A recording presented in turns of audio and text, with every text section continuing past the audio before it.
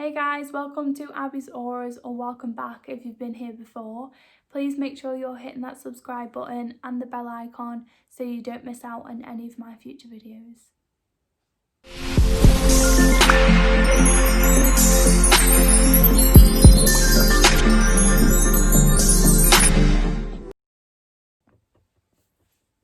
Hey guys, so this is a video all about money.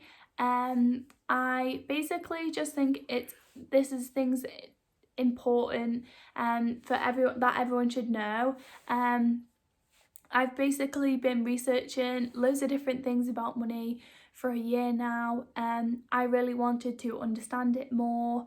At the start of my manifestation journey, I just thought everyone was just going to give me money and I was just going to be really rich. But that's really not how it happened.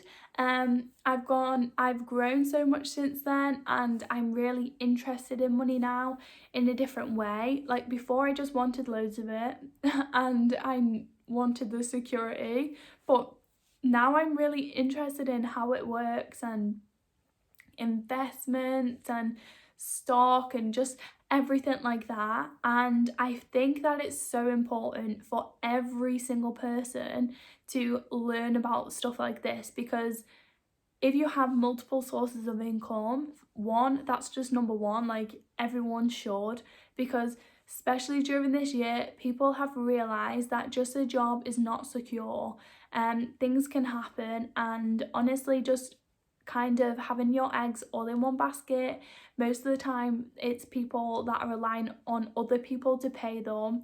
It's just not secure as it's been before ever, really, because of the pandemic. But not just that, like things have happened in the past too.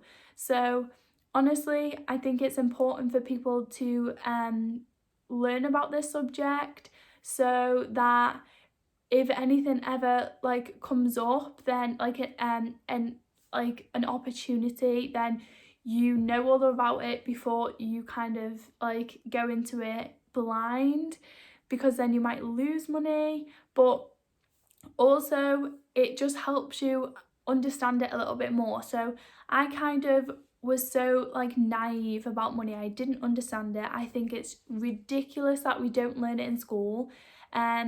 I really wouldn't know who to go to talk about any of the stuff that I'm going to talk to you about in my actual life. I've had to learn it all by myself because I've just never seen people talk about this like in general that I know.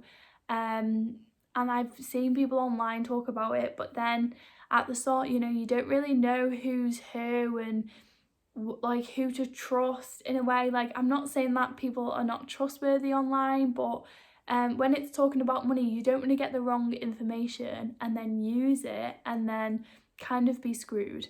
So basically, I would definitely suggest you to go read as many books as you can on money.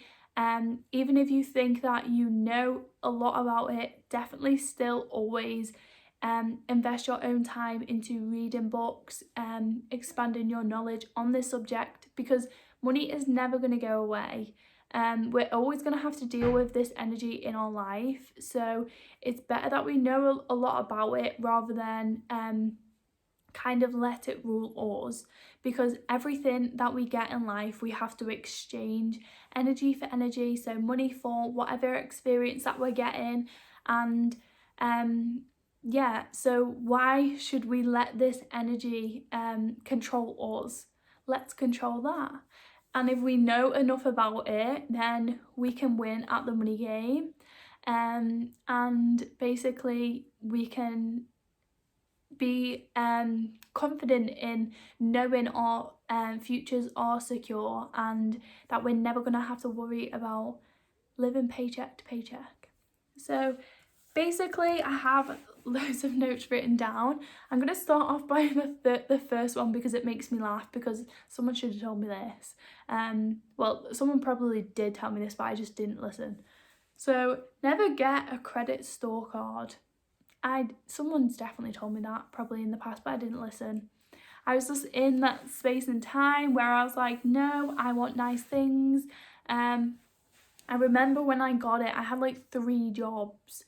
And I was like, no, I have 3 jobs, I work hard enough, like I deserve to have nice things. But red flags, if you have 3 jobs, then you're clearly not making enough money to get a store card and use it too much. So it's just like, hello. Basically, it's just, things can happen. You might be able to pay it off, but then things can happen, and then you're not able to pay it off. So just be careful, because the interest rates are ridiculous, and you end up paying it off for a lot longer than you thought. Yeah, there's loads of things that go with it. There's loads of contracts that go with it that no one ever reads. They just sign it because they want that new coat or them new shoes. Don't fall into that trap. Also, I would say if you're very good with money and you get store credit to build your credit score, then that's a good thing, but that's a different video in itself. And yeah, let's just go on to the ones I've got here. So the next one also made me laugh, because seriously, someone should have also told me this a long time ago. The times 3 rule. So if you can't pay for it 3 times, you can't afford it, put it down, don't touch it again, leave the shop. So sometimes, as we can tell on a lot of my videos in the past and also this one, I like to spend money. I love clothes, I love shoes, I love bags, but I don't buy a lot of bags. I just love clothes and shoes and gym wear and nice things. So basically, don't I was also not healed at this time, so yeah, buying things don't make you happy. Well, they do make me happy, but they don't fill the void that you're trying to shop for, basically. And that's just like a harsh way of putting it, but it's true. So if you can't buy it 3 times, put it down, because what if something happens? What if a bill comes and you've just bought this stupidly, not even expensive, it doesn't need to be expensive, but like if you're just buying things for the sake of it, or for the sake of just feeling good in that 10 minutes, then put it down, because you don't need it. You could invest that money and you could make like quadruple more with just that one item. So please put it down. I'm talking to myself. Abbie, please put it down. I'm going to watch this video every time I'm in a shop from now on with my friend Alex. That's just as bad. Literally calling her out on YouTube, but it's fine. So yeah, no more shopping. I feel so like no more shopping, but it's investment before self, basically. Okay, so next, invest. I've already said this a million times in the video, but investing, I was always like, well, what am I meant to invest? I don't understand investments. I don't understand the market. When people say like there's a drop in the market, or there's a dip in the market, like I kind of get like, okay, does that mean people are losing money? Like, what are you meant to do? Where do you even go to invest things? Like, what? Like, the whole thing was just a mind-boggling experience. So I've been putting my time into trying to learn these things. There's someone's YouTube that I watch that I can't remember what it is, but I'll link in the description below. Because she's amazing and she's taught me so much just from her videos, because she teaches you how to save money. She's quite like strict, so she puts me in check, even though I've never met her. I just watch her videos. So basically, I would definitely suggest some of her videos. There's some that I've really like paid courses for that she goes against. But I think in general, all of her videos are really good. So some things just, yeah. I think there was one video she said about if you've got like loads of debt, then don't be investing money and things like that and growing yourself. You should do that first. But some people will be in debt for years, and we can't wait years to then go and invest in ourselves and grow ourselves. So I don't agree with that one, but everything else she said I 100% agree with. So invest in stock, invest in yourself, invest in index funds, invest in like and open like e-commerce stores. So basically invest in your knowledge, because you're never going to be able to get rid of your knowledge. Like, you're always going to have your knowledge, and that's why we see millionaires go broke but then bounce straight back up to millionaires again, because they've never gotten once they go broke, they can't forget everything. Like, they kind of know the way, they know how to invest, they know like what they've learned over all them years. So investing it in knowledge is the most secure thing you can do.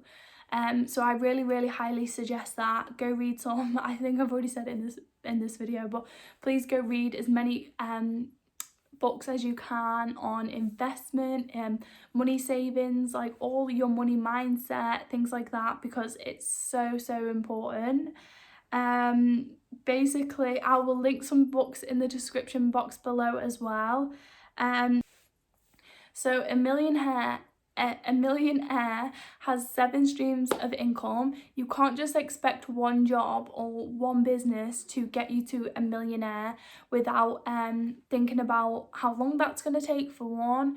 For two, like, what if you go like bankrupt? Like, you need to have different, I'm not even, you might not even want to be a millionaire, but I'm just saying that, like, listen, my goal is to be a millionaire one day. So you need to have different streams of income. So like at least 7, more is a bonus, like definitely more. I think it's a billionaire has 20 streams of income. Correct me if I'm wrong, but I think that was the general. So definitely invest in yourself, learn about stocks and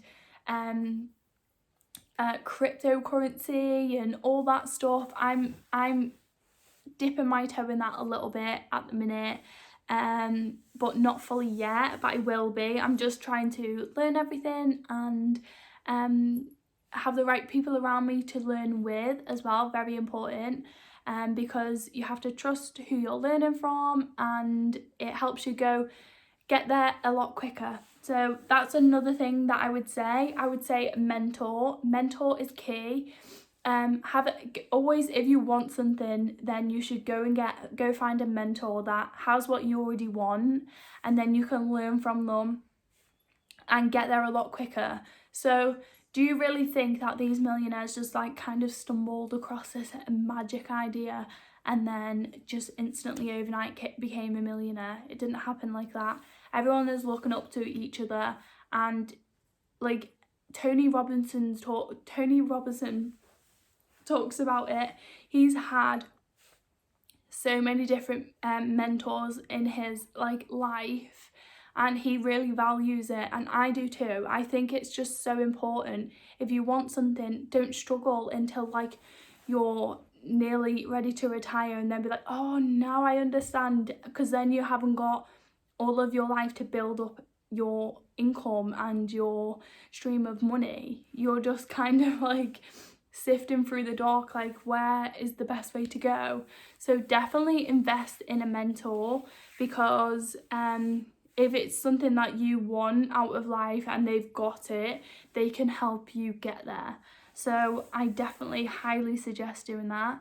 I also suggest having an accountant. This is also something I've been looking into, because I've been learning about how to manage my own money and saving, and what best banks to use like for saving, because like if your money's in a normal bank account, then it's kind of just deteriorating. So if you're in like special savings account, like whatever, there's different ways of doing things. So I don't know all about that, but I'm learning about it, and I'm sure if you have an accountant, search for a good one, that someone has recommended, because they can also help you on things like this too.